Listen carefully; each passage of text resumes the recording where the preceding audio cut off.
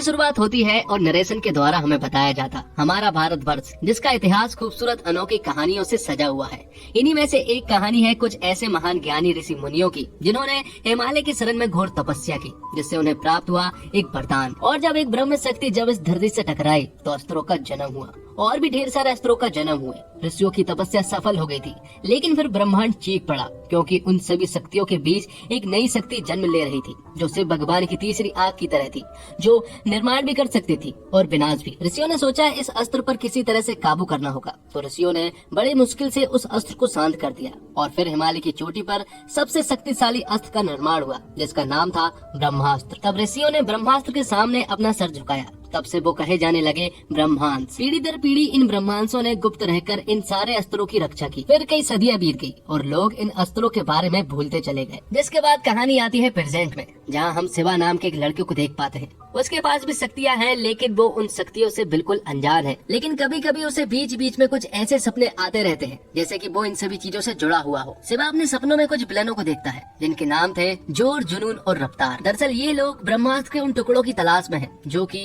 बिखर चुके थे। लेकिन उन्हें मोहन नाम के एक आदमी के बारे में पता चला है, जो कि ब्रह्मांश का एक आदमी था। और जोर, जुनून और रफ्तार को पूरा शक है कि मोहन के पास ब्रह्मास्त्र का एक टुकड़ा जरूर है। मोहन असल में एक साइंटिस्ट है और जिसका रोल प्ले किया है शाहरुख खान ने। तो जोर, जुनून और रफ्तार मोहन के घर में घुस जाते हैं, जिसके बाद उन सभी के बीच में एक जोरदार फाइट होती है। और यहाँ पर हमें पता चलता है कि मोहन के पास बानर अस्त्र है, जिससे कि वो रफ्तार में कहीं भी जा सकता है और हाई जंप लगा सकता है। लेकिन यहाँ पर जुनून मोहन को किसी तरह से काबू कर लेती है। लेकिन तभी शिवा की अचानक आंखें खुल जाती है। दरअसल आज नवरात्रि का आखिरी दिन, मतलब कि दशहरा है, और एक बहुत बड़ी पार्टी भी चल रही होती है। इसी पार्टी के बीच शिवा ईसा को देखता है और वो ईसा को देखता ही रह जाता है, क्योंकि उसे पहली नजर वाला प्यार हो चुका था ईसा से। जैसे ही ईसा पार्टी से निकलती है तो शिवा तुरंत ही ईसा का पीछा करता है, क्योंकि वो उससे बात करना चाह रहा था। जैसे वो उससे बात करता है तो शिवा को पता चलता है कि ईसा बहुत बड़े घर की है और वो लंदन में रहती है। वो यहाँ पर काफी देर तक बात करते हैं और यहाँ पर ईसा शिवा को बताती है कि फिलहाल तो वो एक बर्थडे को सेलिब्रेट करने के लिए जा रहे हैं, क्या वो उसके साथ चलना चाहेगा। तो शिवा उससे कहता है कि वो नहीं जा सकता, क्योंकि उसका कोई और इंतजार कर रहा है और उसे जाना ही होगा। तब शिवा ईसा को अपने साथ चलने को कह देता है और कहता है कि भले ही वो बड़ी पार्टी ना हो, लेकिन वो खुश जरूर हो जाएगी। तो ईसा भी उसकी बात मान जाती है और दोनों ही पार्टी में जाते हैं। वो पार्टी दरअसल एक अनाथ आश्रम के बच्चे की थी और वो बच्चे शिवा का ही वेट कर रहे होते हैं। दरअसल शिवा यहीं से बड़ा हुआ है, क्योंकि वो भी एक अनाथ है और ये बच्चे ही उसकी फैमिली है। यहाँ पर शिवा और ईसा डांस करके उन बच्चों का खूब एंटरटेनमेंट करते हैं। जिसके बाद शिवा ईसा को बताता है कि उसके पिता उसके पैदा होने से पहले ही जा चुके थे और उसकी माँ पैदा होने के 1 साल बाद गुजर गई थी। तब से ये बच्चे ही उसकी फैमिली है और वो इनके साथ खुश भी रहता है। यहाँ पर दोनों काफी देर तक बात करते हैं और दोनों एक दूसरे को पसंद भी आने लगे थे। लेकिन तभी अचानक से शिवा को फिर से फ्लैशबैक आने लगते हैं, जिसमें उसे फिर से जोर, जुनून और रफ्तार दिखाई देते हैं, जो कि मोहन के घर पर थे। और उन्हें मोहन के पास से ब्रह्मास्त्र का एक टुकड़ा भी मिल चुका था, तो उन्हें ब्रह्मास्त्र के 2 और टुकड़े चाहिए थे। लेकिन मोहन यहाँ पर उन्हें सिर्फ एक टुकड़े के बारे में ही बता पाता, जो कि अनीस शेट्टी के पास था। उन्हें तीसरे टुकड़े के बारे में भी जानना था, लेकिन इससे पहले कि वो जान पाते, मोहन कुर्सी समेत ऊपर से नीचे कूद जाता है और सुसाइड कर लेता है। अगले दिन शिवा ईसा से मिलता है और उसे इन सारी चीजों के बारे में बताता है कि उसने सपने में मोहन को देखा, जो कि एक साइंटिस्ट था, लेकिन कल वो मर गया है और अखबार में न्यूज आई है कि उसने सुसाइड किया है, जबकि उसने सुसाइड नहीं किया है। उसे तो जोर, जुनून और रफ्तार ने मारा है और वो पुलिस के पास भी नहीं जा सकता, क्योंकि पुलिस वाले उसकी इस पागलपन को नहीं मानेंगे। लेकिन ईसा उससे कहती है कि उसे उसके ऊपर पूरा विश्वास है। साथ ही यहाँ पर शिवा ईसा को अनीस शेट्टी के बारे में भी बताता है। वो कहता है कि अब वो किलर्स उसे मारने के लिए जा रहा है और अनीस फिलहाल बनारस में है और शिवा कहता है कि उसे बचाना ही होगा। तो ईसा भी उसके साथ जाने के लिए कहती है और वो दोनों बनारस पहुंच जाते हैं। दोनों साथ में काफी सारा टाइम स्पेंड करते हैं और दोनों एक दूसरे को पसंद भी करने लगे थे। लेकिन तभी अचानक से शिवा के हाथ में आग लग जाती है और ये देखकर ईसा घबरा जाती है। तो शिवा उससे कहता है कि उसे आग से डर नहीं लगता, बचपन से ही उसका आग से गहरा कनेक्शन है, आग से उसका हाथ जलता नहीं है। लेकिन उसने ये बात किसी को भी नहीं बताई। लेकिन तभी शिवा की नजर पड़ती है जोर, जुनून और रफ्तार पर, जो कि उसी जगह पर जा रहे थे जहाँ पर अनीस शेट्टी था। तो शिवा तुरंत ही उनके पास जाता है और उनके बीच में एक जोरदार फाइट होती है। इससे पहले कि वो लोग शिवा को मार देते, तभी अनीस की एंट्री होती है और वो इन दोनों को बचा लेता है। यहाँ पर हमें ये भी पता चलता है कि अनीस के पास नंदी अस्त्र है, साथ में उसके पास ब्रह्मास्त्र का दूसरा टुकड़ा भी है, इसीलिए जोर, जुनून और रफ्तार उसके पीछे आए थे। यहाँ पर अनीस वो टुकड़ा शिवा को दे देता है और आश्रम जाने को कहता है, क्योंकि उसे मालूम है कि वो लोग इनके पीछे जरूर आएंगे और उसे ब्रह्मास्त्र के इस दूसरे टुकड़े के बारे में बहुत अच्छे से मालूम है कि इसे आश्रम जरूर पहुंचाना होगा, वरना बहुत बड़ी प्रॉब्लम हो सकती है। लेकिन तभी जोर और जुनून इनकी तरफ एक ट्रक से आने लगते हैं। उन्हें देखकर अनीस इन दोनों को आश्रम भेज देता है और खुद उनसे सामना करने लगता है। अनीस अपने नंदी अस्त्र का यूज करके उनके ट्रक को पलटी कर देता है, लेकिन यहाँ पर जुनून अपने रक्षा कवच को ऑन कर देती है और वो सभी लोग खाई में जाकर गिर जाते हैं, जिससे कि अनीस की तो मौत हो जाती है, लेकिन वो दोनों सही सलामत बच जाते हैं। अनीस से जोर और जुनून सामना कर रहे थे, लेकिन दूसरी तरफ रफ्तार सिबा और ईसा के पीछे पड़ा हुआ था, जो कि काफी रफ्तार से उनके कार का पीछा कर रहा था। दरअसल उनके पास मोहन का बानर अस्त्र आ चुका था, जिससे कि वो हाई जंप लगा सकता था और काफी तेजी से दौड़ भी सकता था। वो काफी देर तक उनका पीछा करता है, लेकिन आखिर में सिबा रफ्तार को एक गहरी खाई में गिरा देता है और खुद सही सलामत आश्रम पहुंच जाता है। यहाँ पर ईसा और सिबा एक दूसरे को अपना प्यार का इजहार करते हैं। एक गेट भी लगा हुआ था, जिसे कि सिबा फांद कर दूसरी साइड चला जाता है, लेकिन ईसा इसी साइड रह जाती है। लेकिन तभी हम देखते हैं कि रफ्तार मरा नहीं है, बल्कि वो तो अभी जिंदा है और वो ईसा को मारने ही वाला होता है कि तभी अचानक से सिबा के पास कुछ शक्ति आ जाती है और वो रफ्तार को आग से जलाकर मार देता है। और ये सब कुछ होता हुआ आश्रम के गुरुजी देख लेते हैं। वो समझ जाते हैं कि उनके यहाँ पर एक नई शक्ति आई है, पर गुरुजी को ये भी मालूम है कि सिबा अपनी शक्तियों से बिल्कुल अनजान है। उसे अपनी शक्तियों का यूज करना बिल्कुल भी नहीं आता है, उसे बहुत कुछ सिखाना होगा। लेकिन सिबा उनसे कहता है कि वो उनकी लड़ाई में साथ नहीं दे सकता, क्योंकि वो ईसा से बहुत प्यार करता है और वो उसे खोना नहीं चाहता।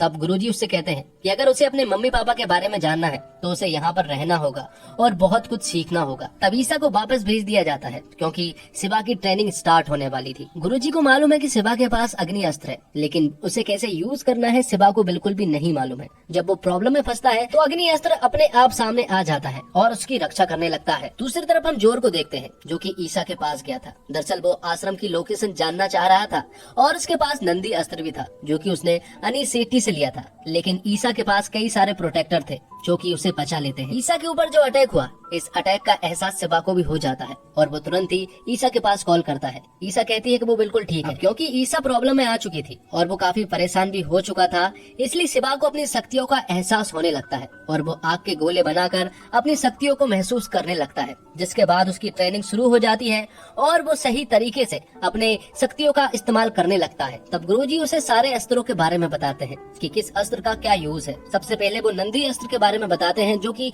अनीस सेठी के पास था। दूसरे अस्त्र के बारे में बताते हैं, जिसका नाम बानर अस्त्र था, जो कि मोहन के पास है। और गुरुजी के पास प्रभास्त्र है, जो कि एक तलवार की तरह था। अगला अस्त्र है गजा अस्त्र, जो कि फ्री फायर की गिलू बॉल की तरह था। अगला अस्त्र है नाग धनुष, जो कि धनुष के द्वारा चलाया जाता है। और सबसे आखिरी वाला अस्त्र है अग्नि अस्त्र, जो कि शिवा के पास था और यही अस्त्र अभी तक सबसे शक्तिशाली माना जाता है। अब वो टाइम भी आ जाता है जब गुरुजी को शिवा को कुछ सच्चाई बतानी थी। वो उसे देव के बारे में बताते हैं, जिसके पास भी अग्नि अस्त्र था। होने का तो देव के पास कई और अस्त्र भी थे, लेकिन अग्नि अस्त्र का वो बादशाह था। वो बहुत ही शक्तिशाली था, उसके सामने कोई भी नहीं टिक पाता था। वो किसी को भी चुटकियों में हरा सकता था। सभी लोग उसे अग्निदेव कहकर पुकारा करते थे, लेकिन देव को ब्रह्मदेव बनना था और वो ब्रह्मास्त्र पाकर ही बन सकता था। देव ने कई सारी लड़ाई लड़ने के बाद ब्रह्मास्त्र तक पहुंच गया, जिस ब्रह्मास्त्र को ऋषि मुनियों और ब्रह्मास्त्र ने इतने सदियों तक शांत रखा। एक दिन वो जाग गया। उसके जागते से ही धरती फटने लगी, आसमान आग उगलने लगा, दुनिया नष्ट होने की कगार पर थी। लेकिन तभी एंट्री होती है ब्रह्मांड के एक तुरुप के इक्के की, जिसका नाम था अमृता। तब अमृता और देव साथ में लड़के ब्रह्मांड के टुकड़े कर दिए, जिससे कि दुनिया तो बच गई, लेकिन ब्रह्मास्त्र के टुकड़े हो जाने के बाद सिर्फ 2 टुकड़े के बारे में ही हम लोगों को मालूम है। एक टुकड़ा कहाँ गायब हुआ ये नहीं मालूम। और जिस द्वीप पर ये लड़ाई हो रही थी, उस द्वीप को समुद्र निकल गया, जिससे कि देव और अमृता की मौत हो गई। लेकिन ऐसा दुनिया वालों को लगता है, क्योंकि अमृता तब भी जिंदी थी और देव और अमृता के बीच में जो संबंध था वो प्यार का संबंध था और शिवा उन दोनों का ही बेटा है। यहाँ दूसरी तरफ जुनून ने सारे गांव वालों को अपने बस में कर लिया था और एक विशाल फौज बना ली थी। वो बस ये जानना चाह रहे थे कि आश्रम कहाँ पर है। जैसे उन्हें आश्रम के बारे में पता चलेगा तो वो वहाँ पर आक्रमण करके उन सारे बचे हुए ब्रह्मास्त्र के टुकड़े को पालेंगे। तो खुद की सच्चाई जानने के लिए शिवा जुनून की उस माला को पहन लेता है और जैसे ही वो पहनता है तो वो एक अलग दुनिया में खो जाता है। उसे एक बहुत बड़ी मूर्ति दिखाई पड़ती है, लेकिन इससे पहले कि कुछ हो पाता जुनून को उनके बारे में पता चल जाता है और वो उन्हें पकड़ने के लिए जाने लगते हैं। लेकिन यहाँ पर गुरुजी अपने प्रभास्त्र से उन सभी लोगों को रोकते हैं और तुरंत ही आश्रम पहुँच जाते हैं। आश्रम आने पर उनसे पता चलता है कि ईसा वापस आ चुकी है और जैसे ही वो ईसा के पास जाता है तो वो उसे देखकर बहुत खुश हो जाता है, क्योंकि वो दोनों बहुत दिनों के बाद मिल रहे थे। तो ईसा ने यहाँ पर शिवा की कुछ चीजें अपने साथ लेकर आई थी, जिनमें की एक शंख भी था। उस पर जब शिवा अपनी खून की कुछ कतरे डालता है तो वो बदल कर तीसरा टुकड़ा बन जाता है मतलब कि अमृता के पास ही वो तीसरा टुकड़ा मौजूद था और उसने किसी को भी इस बारे में नहीं बताया था। तो वो सभी लोग बात कर ही रहे होते हैं कि तभी अचानक से जुनून की पूरी गैंग यहाँ पर आ जाती है। इनके बीच एक जोरदार फाइट होती है, लेकिन अंत में जुनून इन सभी लोगों को बंधक बना लेती है। यहाँ पर शिवा गुरुजी के पास जाता है और उसे कहता है कि उन्हें वो आखिरी टुकड़ा दे देना चाहिए क्योंकि वो सब कुछ संभाल लेगा। गुरुजी को भी शिवा पर पूरा विश्वास था, इसलिए वो हाँ कर देता है। जिसके बाद शिवा जुनून के पास जाता है और आखिरी टुकड़ा देने की बात करता है। लेकिन अगर तीसरा टुकड़ा जुनून को मिल गया तो ये पूरी की पूरी दुनिया तबाह हो जाएगी। यह बात शिवा को बहुत अच्छे से मालूम थी, इसलिए वो उन सभी लोगों का सामना करता है और अपनी अग्नि अस्त्र के द्वारा उन सभी लोगों को बुरी तरह से मारने लगता है। ईसा भी उसके साथ थी और उसे कुछ हो न जाए इसलिए शिवा एक बहुत बड़े आग का भमंडर खड़ा कर देता है। इसे देखकर जुनून जल अस्त्र से वर्षा करवा देती है और आग को बुझा देती है। ये सब देखकर शिवा पूरी तरह से शॉक्ड रह जाता है और यहाँ पर जुनून उससे कहती है अग्नि अस्त्र उसके देवता ब्रह्मदेव के पास था, ये अस्त्र तेरे पास कैसे है? और अगर है भी तो तुझे हमारी पार्टी में होना था, तू उधर क्या कर रहा है? लेकिन शिवा ठहरा हीरो, इसलिए वो तो सच्चाई का ही साथ देगा, इसलिए वो उसका सामने करने लगता है। दूसरी तरफ ईसा उस आखिरी टुकड़े को लेकर वहाँ से भाग निकलती है, लेकिन जुनून उसका पीछा करने लगती है।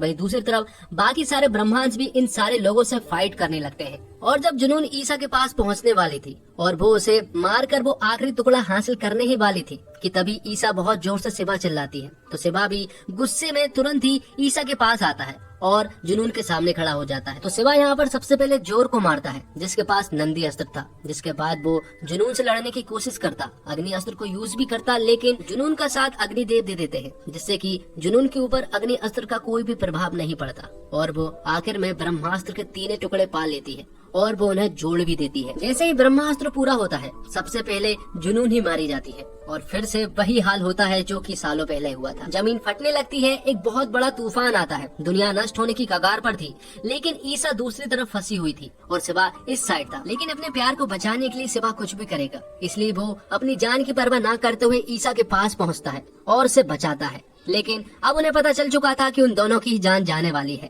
क्योंकि वो एक ऐसी जगह पर फंसे हुए थे जहाँ पर दोनों का मरना एकदम तय था। जिसके बाद ब्रह्मास्त्र जाग जाता है और ब्रह्मास्त्र की सारी शक्ति शिवा के ऊपर पड़ती है, लेकिन शिवा की शक्ति इतनी ज्यादा थी कि वो ब्रह्मास्त्र की शक्ति को कंट्रोल कर लेता है और सब कुछ नॉर्मल हो जाता है। और ये सब कुछ प्यार की वजह से हुआ था क्योंकि अगर शिवा ईसा को बचाने के लिए नहीं जाता तो ब्रह्मास्त्र की शक्ति शिवा के ऊपर पड़ती ही नहीं।